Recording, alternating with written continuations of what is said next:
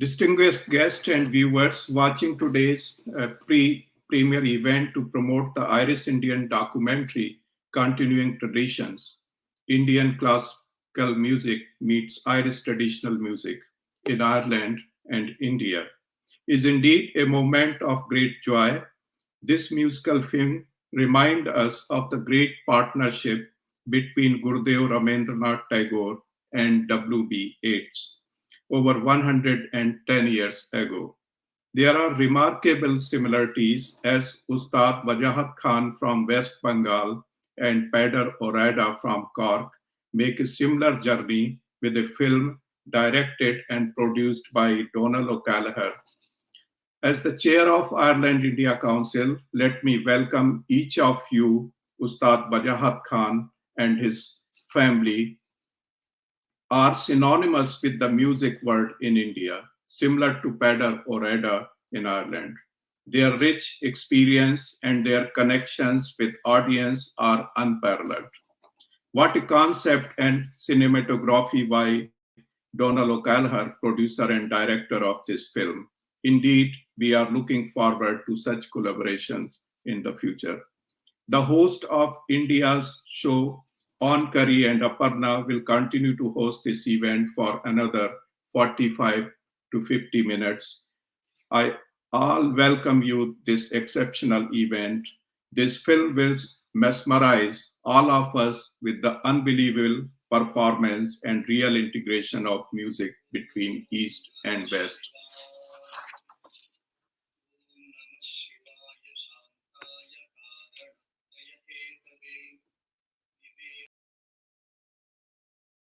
For the bulk of this discussion, we welcome questions on the chat and for comments. Anybody who wants to make a point, because what to sum up what we're doing, we're commemorating a film which will be part of the Dublin Film Festival next weekend, but we're also celebrating the coming together of two musical traditions. It isn't a sudden thing that has just happened now. It's something that has taken place over the last nearly 40 years. Wajahat First Contact didn't actually come over in 1981, but First Contact with Ballyvourney and West Cork was in 1981. To give a background to that, the Cork Houlet would be fairly central to everything that's happened in the vocal tradition of Irish music over the last 40 years. And we are very privileged to be joined by Peadar Ó Riada. Wajahat and Peadar both come from very distinguished families. They are blue blood in the musical tradition of West Bengal and blue blood in the musical sean-nós tradition of Ireland. Both have came from traditions, but also in the case of both, their father was involved in the fusion of those traditions, the bringing of modern influences in. Sean Ó Riada is a name that is recognized around the world. Peadar was only 16 when he died, but Peadar enabled that tradition that he created to be continued. Bringing these two fine, talented musicians together is a fine, talented filmmaker, Donal O'Ceilleachair. Lots of awards down the years, and a tremendous man to identify art forms like music and bring the filmmakers a hand to it. Has won awards at festivals throughout Europe.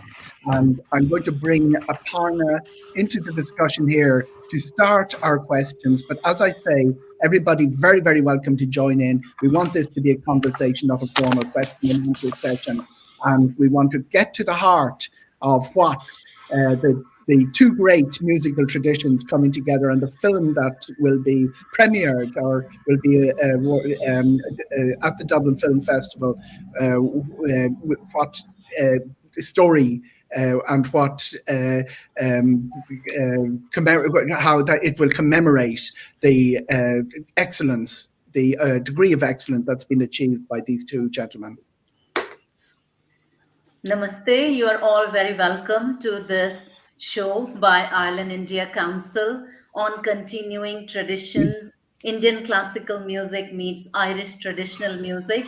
a new music documentary by Donal O'Ceilleachair. And we are really privileged on behalf of Ireland India Council to welcome you all. And anything that connects the two culture of Ireland and India really excites Ireland India Council. And that's what we are all about. So we will be celebrating India Day at Farmley House Estate on 21st of August. And this is actually really what we do. We bring the two cultures together. So when we heard about Donal's this music documentary, we thought, what a wonderful connection between the two countries, between the two music traditions. So that's why we are here today, and I really welcome all of you from the bottom of my heart. So I want to ask my first question to Donal, because when musicians are very creative and music and filmmakers, they're all very creative. But we want to know from you, Donal, what was that moment of realization when you really knew that is it? This is the film I want to make. Great, thank you, Aparna. And Owen, can you hear me okay? Yes. Hear you, yeah. Beautiful, beautiful. Yeah, well, you know, I lived in New York for many years, so 20 to 40. So just a second, there is some echo from somewhere. So maybe everybody else try and mute themselves except Donal, and then we will know if there is any issue.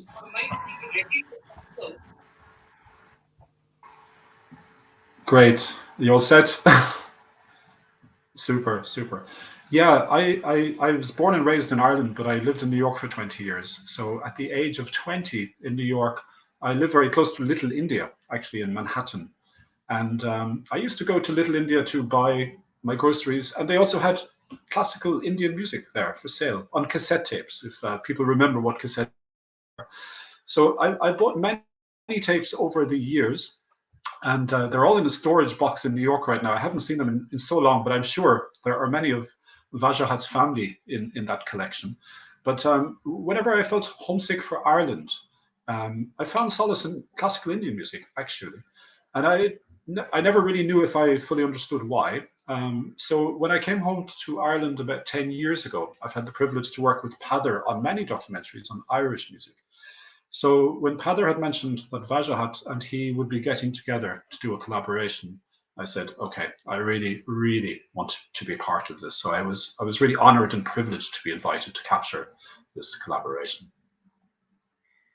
Thanks, Donal. And something happened in 1981 in Ireland, and that connected the two countries and two musics. So I want to ask from Peadar, what was that connection? How did this come about that brought the two of you together? Well, there was always an interest in my family's house. My father had an interest in ethnic musics. So we had lots of collections of UNESCO recordings and so on. And I had a very great interest, particularly in Indian music. And I remember a recording of Wajahat's father, Imrat Khan, who was born in 1935 in Kolkata. And so when I went to college after my father died, I did a music degree. And my thesis in the final year was on the relationship between Irish and Indian music.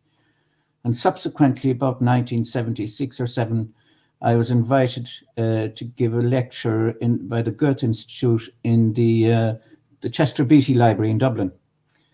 And that made further connections. The Indian ambassador at the time was very interested. And that kind of gave me the boldness. So 81 was 10th anniversary after my father had died. And I was running the affair because my mother had died some 5 years previous. And I had a great friend, Gareth Brown, who was very close to my father. And he had, in the meantime, married a princess from Morvey, a Maharani, Kanta. And I asked them, could they bring Imrat Khan. I was still stupid and young. And they Purna knew him. So they made contact, but he was playing in America, and two of his wonderful sons came here. It was a very unusual occasion because it was a festival I designed, and they thought at one stage we were actually doing human sacrifices. I'm not sure, Wajahat, if your brothers told you about that, but it was a stirring affair. And 2 weeks later, I got a card from Wajahat thanking me and whatever, and I always kept that card, that little letter. I still have it on my desk here somewhere. Wow. And so every 10 years, I'd ring or send a note, and he'd come back. So thus grew a friendship across the sea. Obviously, he had become famous in the meantime himself, and had been half the year in Bombay or in Kolkata or in London, depending, and traveling the world with his family, famous brothers also. But we always wanted to work on something. And thus, when we got a chance, we kind of organized it, and then Donal appeared, and I told him that we were going to do this. But there was one thing that we had firmly in mind, and that was that we were not going to do as the Beatle people did, which was add in a little sitar and make it a nice funky sound. We wanted to make this thing really seriously explained and understood on both sides, not just a whim or a nice sound. So it was more like a research project for music. Mm. Well, we have a duty to our ancestors and Yes. to our heritage to be true. Yes. And in India, it is really quite serious when it comes to Indian classical music. There are gharanas that we all know about in Indian classical music. And if we look at the early 21st century, the practitioners of Hindustani music best known outside India were Ravi Shankar, Ali Akbar Khan, and Bismillah Khan. And now it is Ustad Imrat Khan and Ustad Wajahat Khan and Ustad Vilayat Khan. And of course, in Bollywood industry, the Khans are ruling as well. Everybody knows about Salman Khan and Amir Khan and Shah Rukh Khan. So I will let my colleague Owen carry on with the questions. We can't hear you, Owen. You are on mute. Too careful not to interrupt. Wajahat, what is your memory of that 1981 that your brothers attended? Human sacrifices. That sounds very, very interesting. Well, first of all, namaskar, and thank you very much to our Indian Embassy and the Cultural Wing for having us today. It's beautiful. It's a great privilege and honor. I have some wonderful memories because I and Peadar always kept in touch since then. I used to be from a very young age, I used to be my father's manager. So I was to write all the letters for him, type, in those typewriters and things like that. So that's how I kept, all this, it was done through me anyway, all the arrangements and everything. So I couldn't come at that time. I was in India at that time. So my two brothers went and my father couldn't go. So we thought the two of the brothers will go. But then Peadar kept, sending me those cards. And I used to send him those cards and those New Year's things, we always kept in contact. And as he said, every 10 years, we used to send cards and, things like that. It was beautiful. So, yes, so those were the memories. And of course, I do not know about that particular human sacrifices story. I need to look into this now. So I'm not aware of that at all. But yes, with Irish traditional music was also, I had been extremely impressed and love Irish music. And since then, I've always had that urge to do something with Irish music, and my career then developed in its own. And I've, and as soon as we had this opportunity to work with together, we just jumped on it. And today we are with this with Donal bringing us together with this a film now of the project that we did together, which is fantastic. Some unfamiliar instruments, Wajahat. Tell me about the Sarod. Tell me about the different sounds that are featured in Indian traditional music. Do they have reciprocal sounds in Irish traditional music?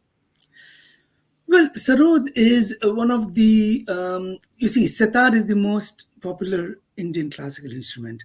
But after sitar, in terms of classical music, it's the sarod or the sarangi. These are the most popular Indian classical instruments, or perhaps the veena.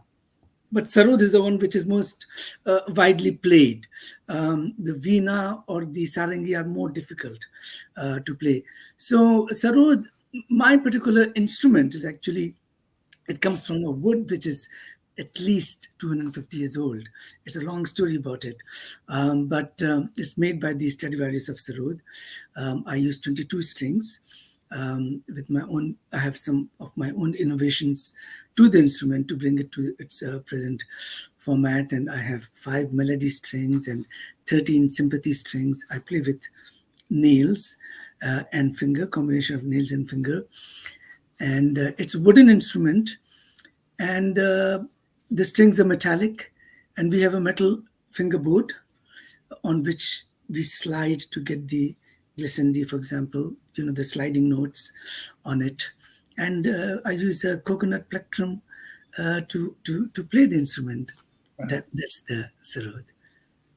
It sounds so difficult to play. I'm going to bring Donal back in. If you find an Irish musician on the IMD database, it's really Donal's doing, because he's done so much work with music and film, where they made for each other. And do we have a lot to learn from Bollywood that Aparna has mentioned, where music, a lot of the Indian films, no matter how serious they are, always bring music in. Music and film, are they born for each other as art forms? One of the oldest art forms, one of the newest? Well, it's a very good question, Owen, because I think there's something about the universal language of music. I mean, I'm not a musician, but I love when I see musicians meet each other, even musicians who don't speak the same language, and yet they can sing or they can play an instrument, and immediately there's a dialogue, And that's such a wonderful thing. I'm quite envious of musicians in that way. But you're also right in terms of cinema, because cinema also, because how we hear and how we see, there's such primal ways of perceiving the world. So really, ideally for me, a film would just be a primarily visual and musical experience, and maybe not have any dialogue at all. I think actually one of my favorite films of all time is called Lacho Drum. It's a film that follows the course of music all the way from Eastern Europe all the way to Western Europe, and it's almost the same path that the Celts may have followed, if the whole Indo-European conception of history is correct. So it's kind of beautiful, and I think I also had that experience because I've heard Peadar and Wajahat's music so many times now, and I'm still surprised at it. There's still magic in it every single time that I hear it.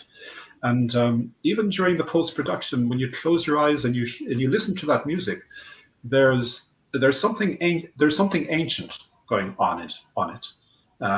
Maybe none of us will really fully understand what that is, but I think it's there within the music. So there's something really vital and indigenous and ancestral about it. And I think, both Wajahat and Peadar draw from the store of their traditions, and they find common ground in this incredible musical place, which again it comes back to the universality of how we communicate with each other.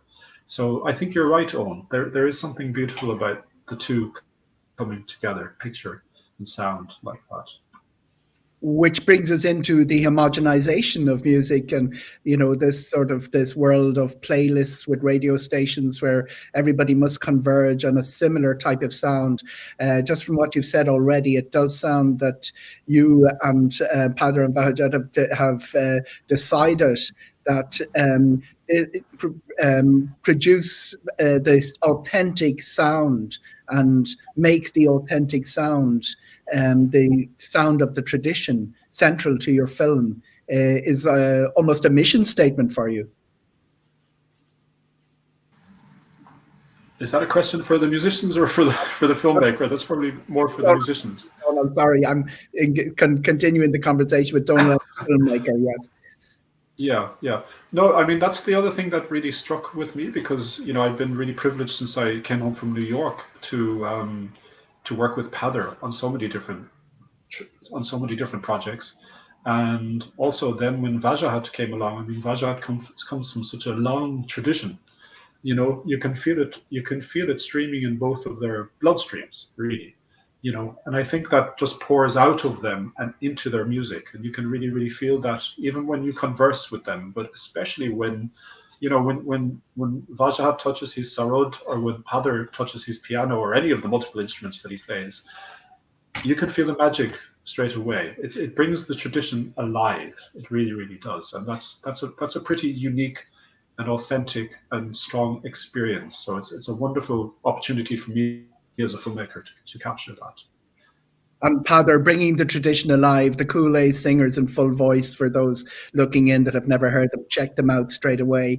They have that hypnotic, melismatic, almost a Mediterranean sound, and it's a sound that probably wouldn't be out of place in Indian culture. Do you find similarities in Indian tradition, in Indian voice, with what we have lived with, particularly in the Western Seaboard in Ireland for hundreds of years, the Shamnose tradition?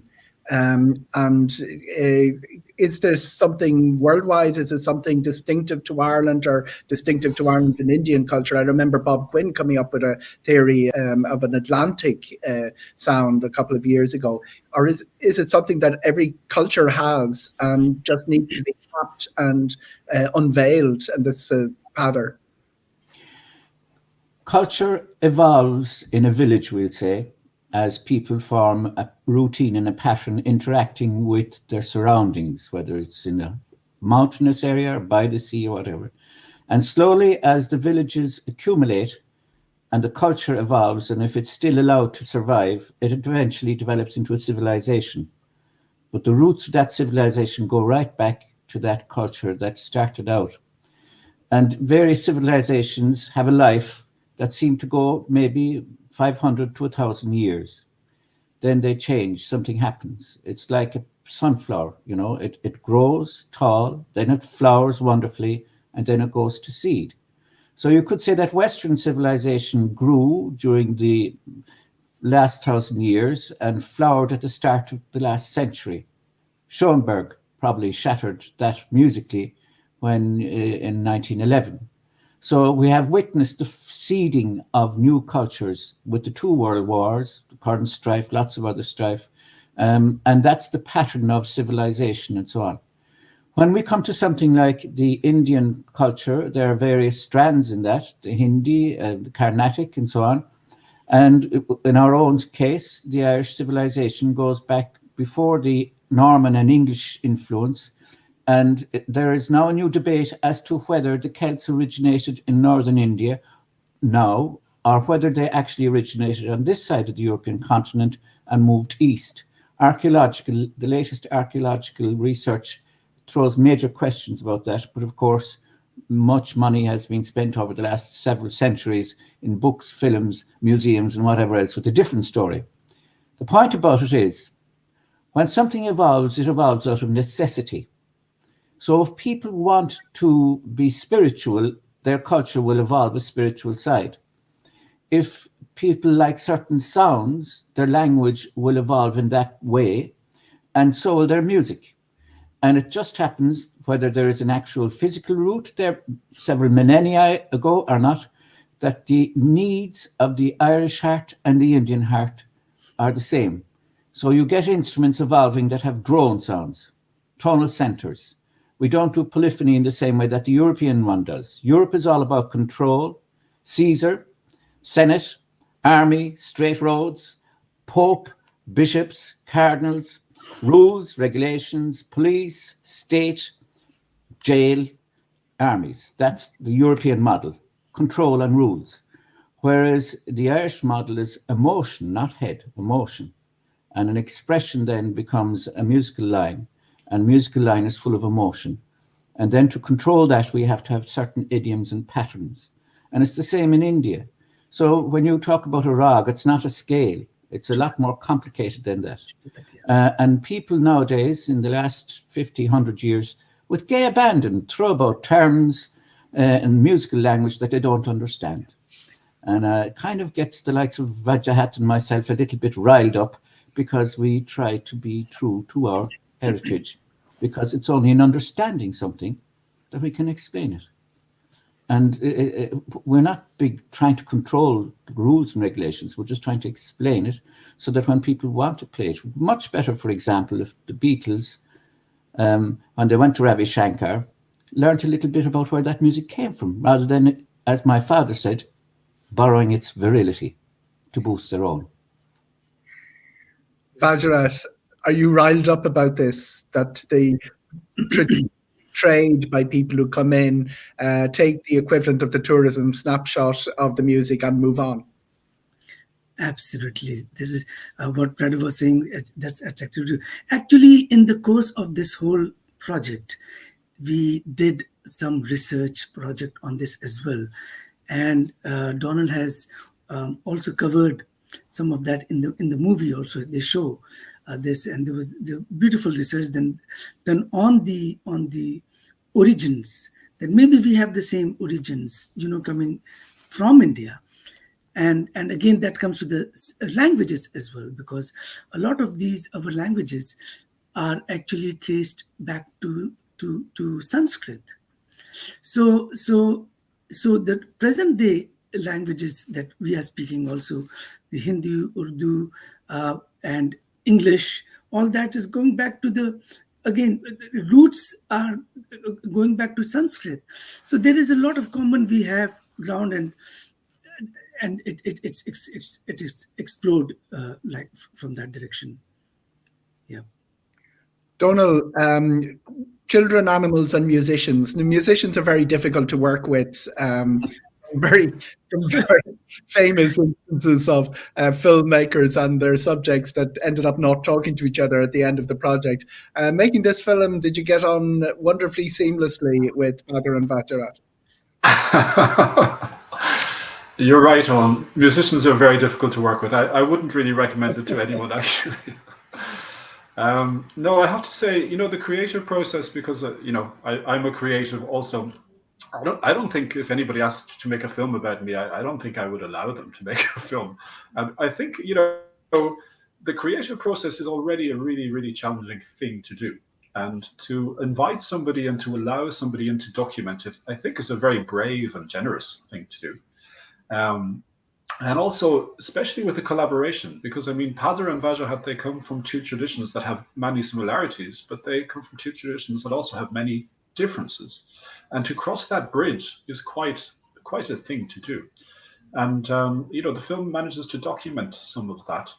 And, it's a very, very difficult thing to do. So I think for the artists in this particular situation, for Peadar and for Wajahat, to allow a filmmaker to come in and to share in that creative process and all of the trust and confidence that's involved in that, I think it's a really, really generous act. For me, I'm an observational filmmaker and a creative documentary filmmaker also. So there's like the lyrical, but then there's also the observational approach, which is basically I come to just try to capture the thing as it is. And, really that's very important for me to let the story speak for itself, through the actions of the artists and everything. So I think it's a challenging thing to capture, because I think the creative process also has magic and mystery in it that even the creators don't fully know themselves, and it's very difficult to capture that. But somehow in witnessing it, I hope that it comes across in the documentary, and I think we get a little bit of a sense of that, with the work. Yeah. if I may say, if I may say, it's like, allowing somebody in your bedroom to film, because for us, music is very personal. Me and Peadar, we are working, and all this conversing and improvising and composing, and these are private things. It's like two people, like a couple in a bedroom, and you're taking your film inside the bedroom.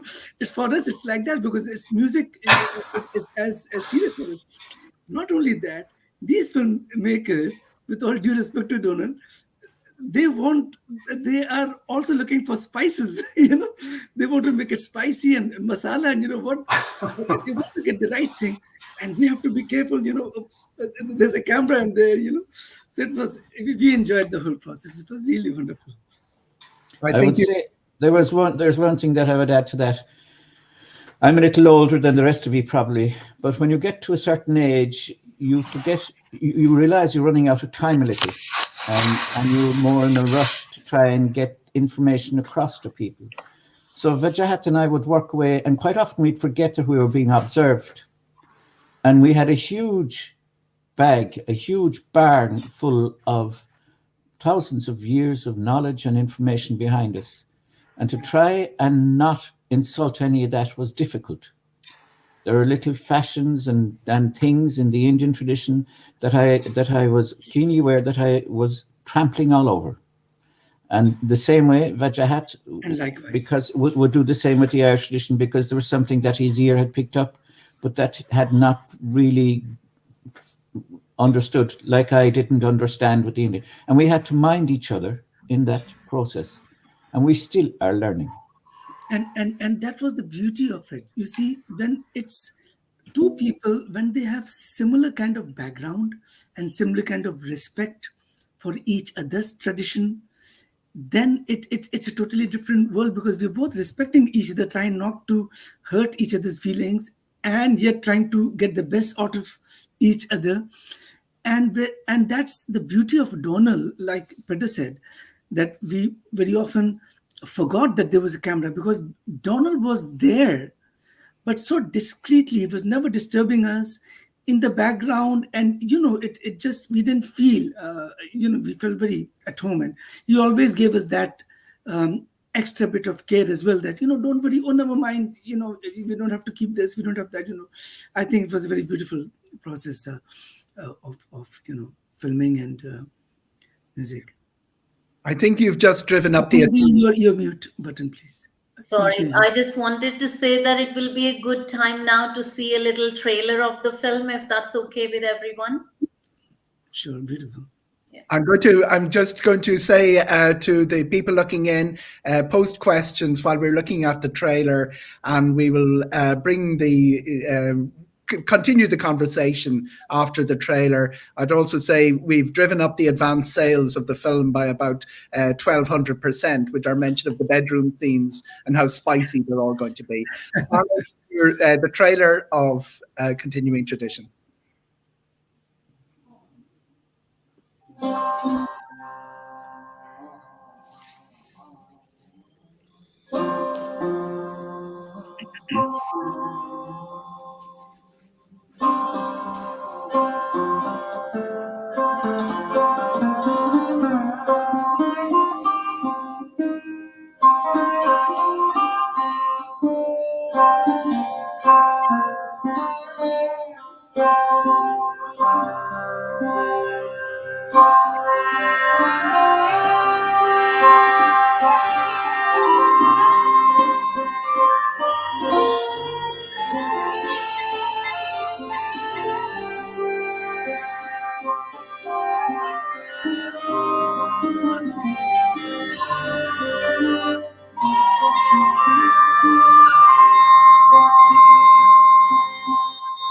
I have always loved and enjoyed Irish music.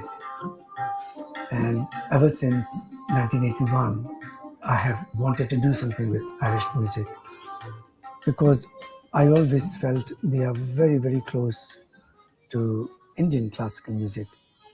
And that is what I wanted to explore with Peadar. And so it happened now, but it's something which has been going on and cooking up in our minds for, decades. There were moments in rehearsals that Wajahat and I were talking about this, that yes, we know in our guts that this will work. What we'll do with it afterwards is another story.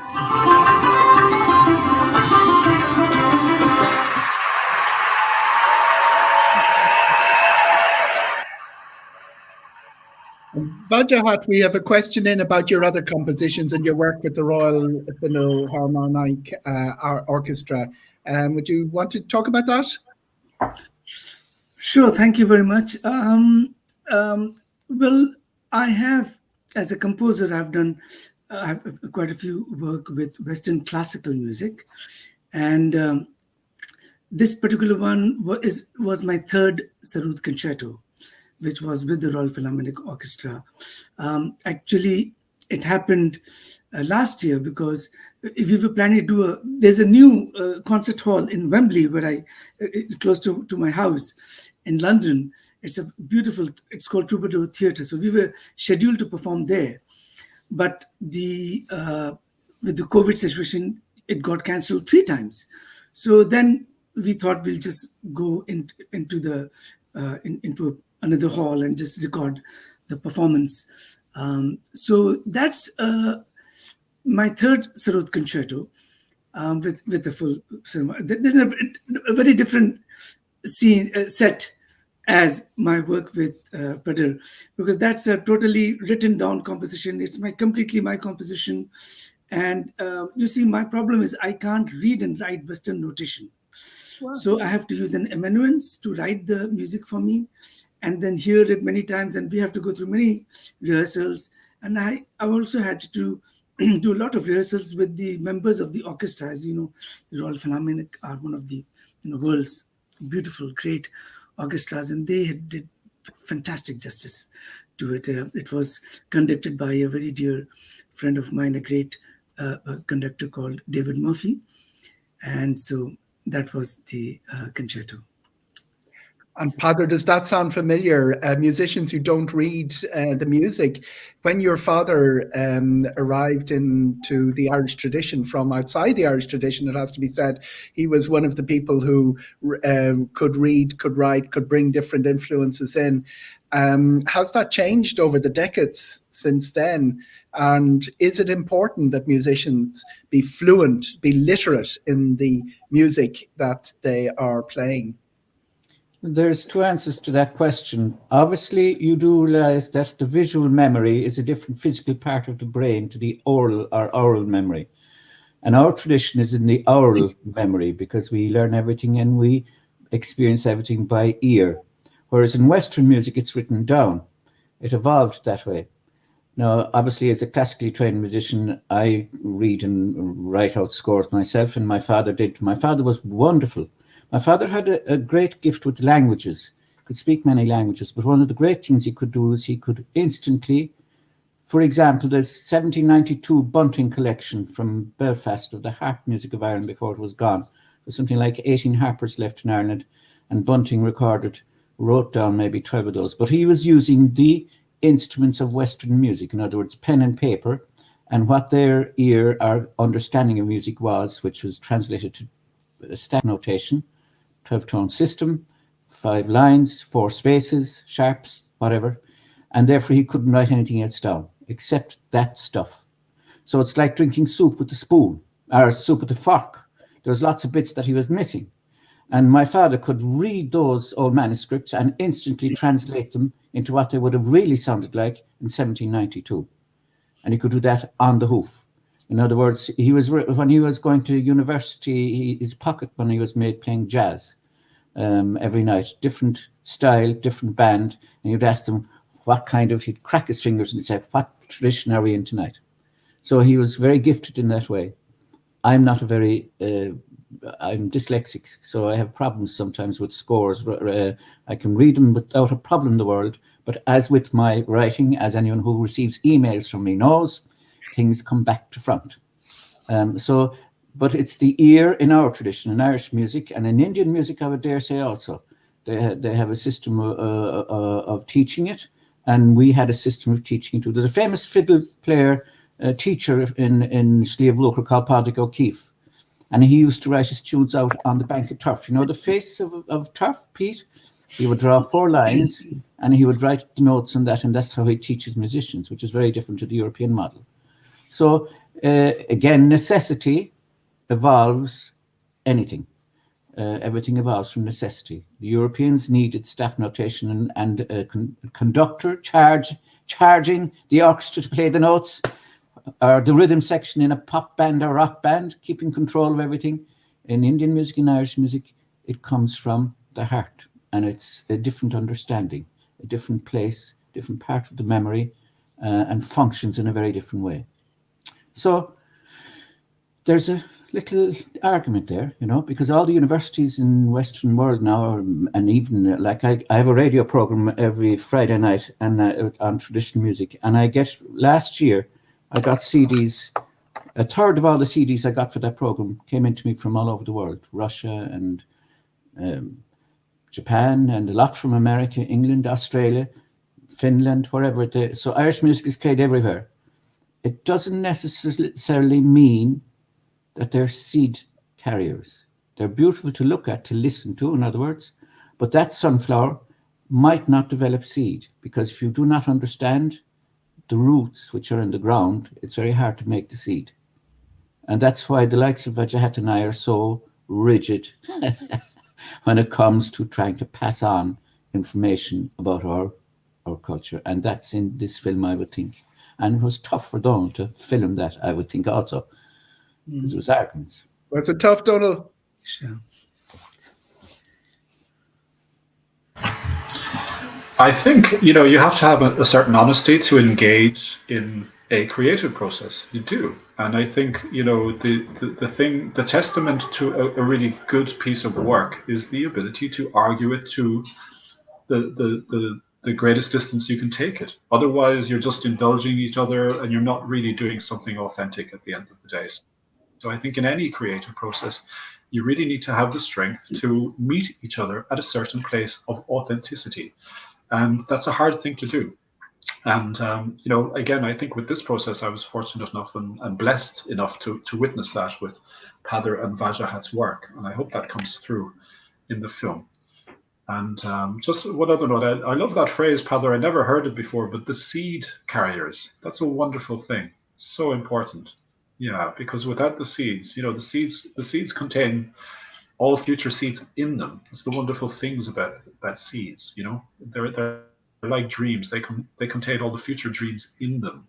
But without the seeds, nothing else in the future is really, really possible. So, you know, when I heard these two great musicians were coming together, I thought, okay, this is something potentially historical, definitely important, probably magical, that should be captured, you know. So that was really a main driving force for me when I heard about the two of them coming together. It's not in your contract, Vaja, to sing, but I have a request, a public question here for some raga in your velvety voice, is the phrase that was used. Should you choose to decline, we will understand. I'm going to ask Peadar, while you're tuning up, if you do wish to indulge, the flowing music of Irish traditional music, what's COVID done to it? Played merry hell with it, anyway, that's for sure.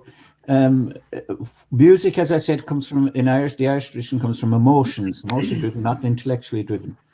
And that energy, it comes from the relationship between the creator, the musician, and the performer.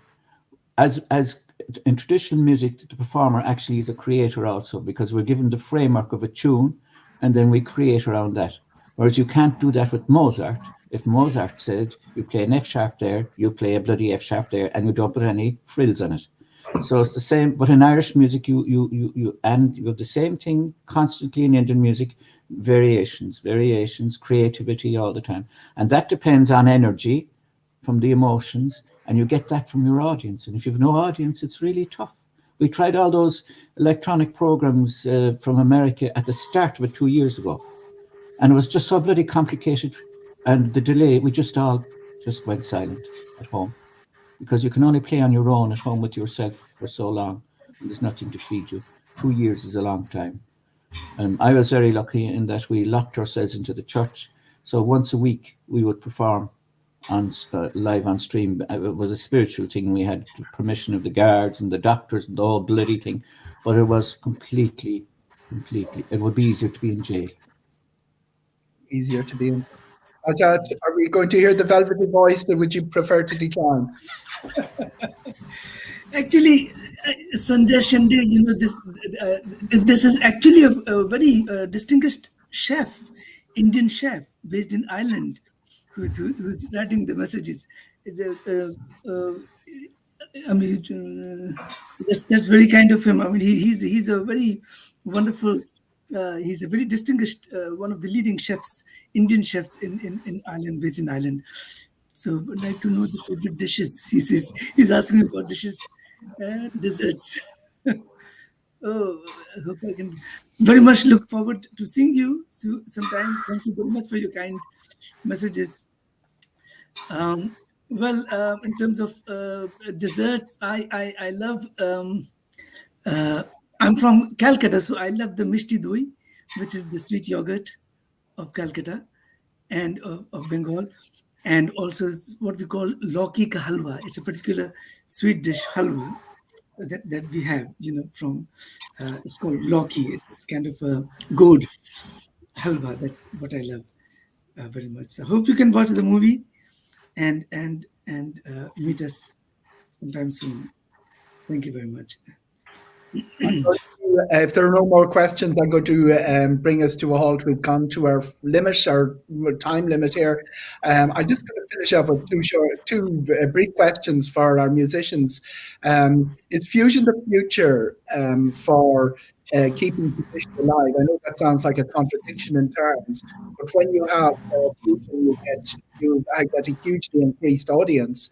You get the Irish musicians that went around the world and brought our Irish, for instance, our Shannos tradition to new audiences. And I'll have the same question for Wajahat in a second. But Peadar, is fusion good or bad for traditional music? A broad spectrum is what you need. So you have in the middle of the road, the fusion, but also the middle of the road is a very dangerous place. A car might come along and crash into you. So it's for the middle of the road to exist, you have to have the extremes on both ends. And obviously, you need the roots. You need the roots always, and you will always need people. I won't use the word I used earlier on, but clowns like me on the ditch who will mind the roots so that other people may frolic in the middle of the road and create fusion. That's where the commercial side of it is, the middle of the road. But I have never gone there.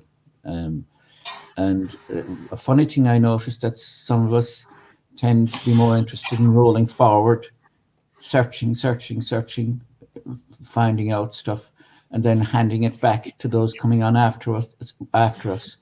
So I sometimes find people standing on my shoulders quite a lot. And when I start to get vexed, I just then remember and see something else, and I go after that then. So I've never felt the draw to the middle of the road to fusion. The story with Indian music and Irish music is more than fusion. It's actually searching back to an original root. And there's lots of reasons for that, but you need another long program to even start on that. Film might show some hints. But I have to say, I'm very grateful to Donal and to Wajahat for the experience. Another film.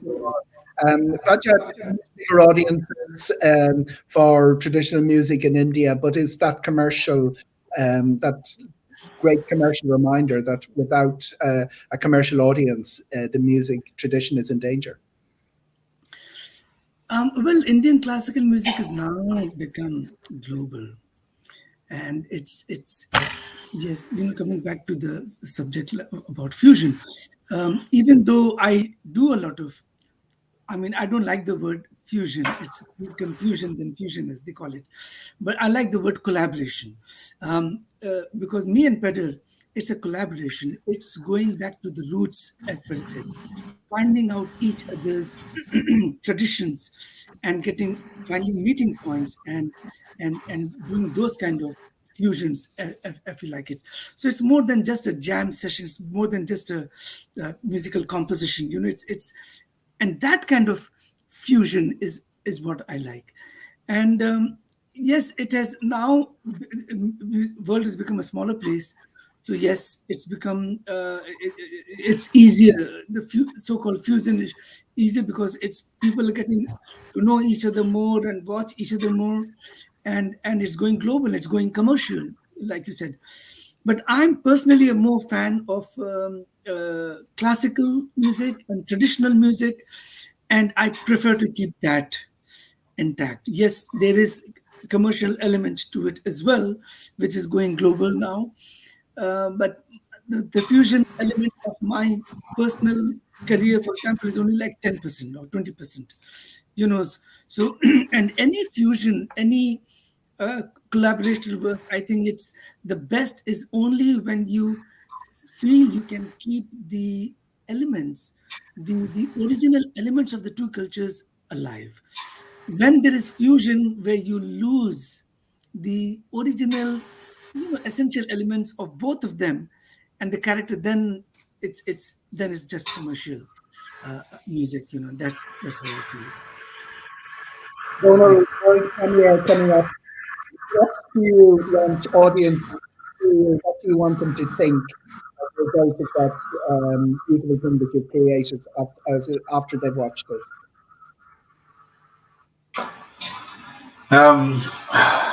It's a good question, Owen. I'm not too sure. I think I want them to feel something authentic, because I hopefully have captured something authentic in Peadar and Wajahat's collaboration. And I hope that comes across in the film, because quite often the film is really about an atmosphere. You compress 40 hours of filming over a 2-year period into 90 minutes, So it's kind of really about capturing the atmosphere of the thing. And as I said earlier, I think there's a lot of magic and mystery in the creative process, and especially in the work of both Peadar and Wajahat. And I think that comes across in experiencing it, So without managing to go to one of their concerts, future concerts, at least the film can give a flavor of that, a sense of that, an insight into that for others to come along. And I know that in my own life, I've come away from cinemas with a certain energy, a certain energy of inspiration that has carried me for many years, actually. So hopefully this might inspire energy in some of the people who get to see it. And I think even looking at the world in terms of what's going on right now in the Ukraine, the importance of us reaching out across our cultural boundaries and having dialogue and having connection is so important to us now, and it's going to be so much more important to us in the future. So I think this collaboration is a really wonderful example of that. So I think if the energy of that generosity of communicating across cultural boundaries comes across, that would just be amazing. And that's without the spicy bedroom scenes that Wajahat referred to earlier. We've an example. It's not really a bedroom scene. I meant when you get together, So Go air that Wajahat. We had great time. We had great time. He explained. He said it was like having a camera in your bedroom, but there are no bedroom scenes. Thank you very much. We spent the last hour in the company of 3 amazing artists. I hope you've enjoyed it as much as I have. Thank you to Peadar, Wajahat and Donal, and the very best of luck. World premiere coming up this week, and we look forward to more. We look forward to the incredible success of a great film. Well done, guys. Thank you so much for your company this evening. Thank you very much. Thanks a lot. Thank you. Namaskar. Prashant sahab, aapka mute hai. Please. The co-chair of Ireland India Council is going to thank everyone. Damien, it is up to you. It has been an absolute privilege to listen to the discussion, ably chaired and entertainingly chaired by Owen. And I'd like to remind Peadar that there's a tradition of only standing on the shoulders of giants, so he's established himself firmly as a giant. And Wajahat, that we really live in a global village. And when I read as a teenager that Marshall McLuhan's vision of a global village, And if you take that dreadful situation in Ukraine at the moment, it's the first, you could say, globally televised war. That there was a bit of the Vietnam War televised and everything. And here, I think that the media and, screen-based influences are going to enter a whole new realm of political importance. And in that context, that that mixture of Ireland and India and what they can achieve together, and music doesn't need language, it doesn't need Sanskrit or whatever, that only, about 10% of communication is verbal at the best of times. And that I think that the quality of Irish music generally, the quality of Indian music, and the wonderful traditions that come through with it, that together, I think there's no end of what can be done. If you take the influence that the Beatles had from India and their time spent in India, the fact that there's only 5 or 6 million of us at home, Wajahat, but 44 million in the States claim to be of Irish origin, and whatever 6 or 7 million of the sheep stealers in Australia claim to be of Irish origin. That I think that no two nations have a better music tradition, a very individual and unique one. And for those of you, I've always loved Bollywood and the sheer energy and vibrancy that's there. It brings forth, a feeling of happiness and enthusiasm and optimism. And that all we need to do is persist at finding that mechanism, because so much modern music, guys, has little entertainment. It's very hard to imagine how many of them are going to be listened to in 5 or 10 years' time, never mind a couple of 100 years' time. And that it's the actions of Own, and in Prashant, we have a wonderful, wonderful champion of India in Ireland. Our new ambassador, Mishra, in Ireland, is the kind of guy that you would have dreamt of having as an emissary of your country. And I think over the next number of years that, I don't know, have Peadar and Donal, have you been in India? That it would be wonderful to organize. Not physically, but I've spent many years in my mind there. Well, you got to say that the reality of being there, even for a couple of hours, is just a wow. And you come back invigorated and enthused about the wonders of humanity, that every Indian you meet becomes a friend, because they're such wonderful individuals. And it's manifest in Ireland and the number of Indian wonderful nurses who take care of us. I woke up in intensive care on St. Patrick's Day 4 years ago with 5 lovely Indian nurses in the ICU unit minding me. And the sensitivity, the care, the intellectual activity is second to none. So again, thanks a million, Wajahat, for the wonderful, wonderful perspectives, and Owen and Donal and Peadar, and hopefully on St. Patrick's Day, and with this movie is, some synergy of the cross between Indian and Western, as manifested by the charismatic Irish people here involved. We'll have a great time. Thank you all very much. Thank you, Prashant. Very kind. Oh, the Aparna. Where's Aparna? That behind every man, there's a wonderful woman, and Prashant is absolutely fortunate to have Aparna looking after him. Thanks. Bye. Just I want to close that Mr. Wajahat Khan comes from the tradition of Tansen. When I was reading his biography or the CV, it was so wonderful. And that tradition about 9th generations music traditions, I think that exactly goes back to Tansen's time. And so sometime definitely we are looking forward to discuss all that historical background of your family. Mr. Khan. Thank you very much. Forward to seeing you next week. And thank you very much for hosting us and for beautiful words, Mr. Dimini and Arpanaji and Prashant Bhai. And of course, Peadar and Donal. Looking forward to seeing you soon next week. Thank you. All the best on the day of the premiere. Donal, when is it happening? Donal, when it's on next Saturday. Donal, premiere if you is want to Saturday. give some information about the film, where people can buy ticket and all that. Yeah, well, it will screen at the Dublin International Film Festival on this coming Saturday, March the 5th at 5:30 in the Lighthouse Cinema in Dublin. Now, just as importantly, when they organised the festival, they didn't know whether we would be able to sit in a cinema and watch it or not. So it's also going to be streaming online as part of the festival.